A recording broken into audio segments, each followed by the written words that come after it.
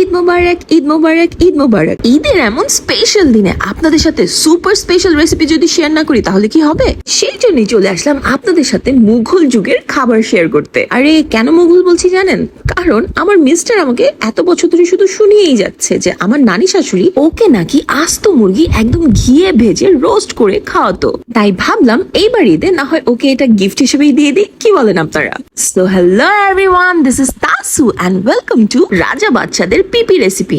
এখন what is PP এটা একটু পরেই জানতে পারবেন। সো ফার্স্টে আমি নিয়ে নিচ্ছি 5টা কবুতর। ও ইয়েস, আমরা মুরগি দিয়ে না কবুতর দিয়ে করছি আজকে। সো চলুন কবুতরগুলোকে একটু মাসাজ দিয়ে দিই। 1/2 টেবিল স্পুন লবণ, 1 টেবিল স্পুন তেঁতুলের পিউরি এন্ড 1/2 টেবিল স্পুন আদা রসুন পেস্ট দিয়ে হাতের জাদু মাখিয়ে নিচ্ছি। চলুন এখন শাহী মশলা রেডি করে ফেলি। কোয়ান্টিটি তো আপনারা দেখেই ফেলেছেন, তাও বলে রাখি জিরা টাইপের যেসব দেখছেন পোস্ত, জিরা, মিষ্টি জিরা, শাহী জিরা, এগুলো সব আমি 1 টেবিল স্পুন করে দিয়েছি। এন্ড এইটা হচ্ছে একটা পারফেক্ট মেজারমেন্ট। আজকের রেসিপিটা একটু ঝাল করতে ইচ্ছা করছে, সেই জন্য শুকনো মরিচ অ্যাড করেছি। এন্ড এই সবগুলো মশলাকে টেলে আমি গ্রাইন্ড করে নিয়েছি। রাজা বাচ্চাদের রেসিপিতে তো মজার সাথে ঘ্রাণও থাকবে, তাই না? সেই জন্য ইউজ করেছি পুদিনা পাতা। এখন পেঁয়াজ কাঁচামরিচের সাথে পুদিনা পাতাটাও ব্লেন্ড করে ফেলবো। আর এখন হচ্ছে শাহী মশলার মিক্সচার বানানোর পালা। সবগুলো একসাথে অ্যাড করে 3 টেবিল চামচ আদা রসুন পেস্ট নিয়েছি, 2 টেবিল চামচ টক দই আর 2 চা চামচ লবণ অ্যাড করছি। এন্ড ব্যাস হালকা একটু পানি দিয়ে এই মিক্সচারটাকে কিছুক্ষণ রেস্টে রেখে দিব। আর এখন হচ্ছে সেই রাজত্বকে ফিল করার টাইম।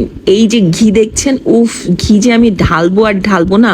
আজকে শুধু ঘিয়ে ভাজবো না, ঘি দিয়ে পুরো রান্নাটাই করব। ভাবলাম করবোই যখন মিস্টারকে খুশি, তাহলে একটু বেশি করেই করি। তো কবুতরগুলোকে খুবই সুন্দর করে ভেজে নিয়েছি। এইটা করতে গিয়ে জামাই আদর তো না, বাট বর আদর করা ফিল হচ্ছিল। যাই হোক, পেঁয়াজটাকে গোল্ডেন ব্রাউন করে মিক্সচারটা অ্যাড করে দিচ্ছি। এর সাথে অ্যাড করব সামান্য একটু বেরেস্তা এন্ড পানি। এন্ড দেন এটাকে খুবই ভালোভাবে ভুনে নিব যতক্ষণ না এটা থেকে লাল লাল তেল বের হয়ে আসে। এইখানে আমি দুধকে জাল দিয়ে অনেক ঘন করে রেখেছি। এন্ড 1 কাপ দুধ আমি এখন আমার সেই লাল লাল রোস্টের মশলার সাথে অ্যাড করে দিব। মালাই সহ ছিল তো, তাই একদম ক্রিমি লাগবে। এরপর সেই ভাজা কবুতরগুলোকে অ্যাড করে জাস্ট ঢেকে দিয়েছিলাম নাড়িয়ে। অ্যারাউন্ড 5 মিনিটস পর যখন কবুতর থেকে একটু পানি ছেড়ে দিবে, তখন আমি এগুলোকে খুব সুন্দর করে নাড়াচাড়া দিয়ে নিব।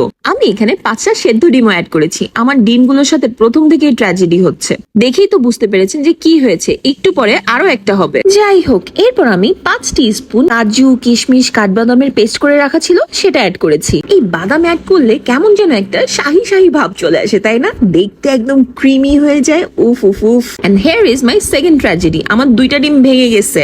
আস্তে আস্তে কবুতরগুলো দেখতে কি ভালো লাগছে। আরে কোথায় উঠিয়ে রাখলাম? আবার পেঁয়াজ কেন দিচ্ছি?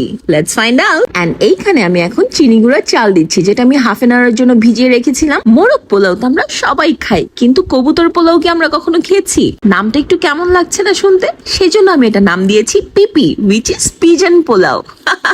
আমার অনেক কমেন্টস আসছিল যে মোরগ পোলাও রেসিপি শেয়ার করতে। সো আপুরা, here is the recipe for you. আপনারা চাইলে কবুতর বাদ দিয়ে মোরগ, মুরগি যে কোনোটা দিয়ে এইভাবে রান্না করে নিতে পারেন। যেহেতু আমি এটার 1 মগ চাল নিয়েছি, সেটা আমি 2 মগের চেয়ে একটু কম পানি দিয়েছি, বিকজ আমার এখানে গ্রেভি আছে এন্ড সেটাও অনেকটা পানির কাজ করবে। যখন চালগুলো অলমোস্ট 80% সেদ্ধ হয়ে যাবে, তখন আমি এখানে একটা হোল করে নিব, যেখানে আমি আমার সবগুলো কবুতর এন্ড ডিম অ্যাড করে দিব। সাথে দিব 1 মুঠ ভর্তি বেরেস্তা, আধা মুঠ ফ্রোজেন পুদিনা পাতা, 1 চা চামচ কেওড়া জল, 1 চা চামচ গোলাপ জল। এন্ড আরো রাজকীয়তা করার জন্য দিয়ে দিব ডালের 1 চামচ ভর্তি ঘি। আর এখন পুরো কারিটাকে চাল দিয়ে ঢেকে দিচ্ছি। দেখতেই তো পারলেন পুরো রান্নাটাই ঘিতে হয়েছে, তাহলে বুঝতেই পারছেন কি পরিমাণ ঘ্রাণ ছড়িয়েছে। এন্ড লাস্টলি নানুর টেকনিক, লং দিয়ে দম দেওয়ার পালা। ব্যাস 10 মিনিটের জন্য দমে রেখে দিয়েছিলাম। এন্ড রেডি হয়ে গেল মাই পিপি রেসিপি, পিজন পোলাও। ভাবলাম বরের জন্য যেহেতু করবো, প্লেটিংটা তো ওইরকমই হওয়া উচিত, যেন অ্যাটলিস্ট এইবার ঈদিতে একটু বেশি পাই।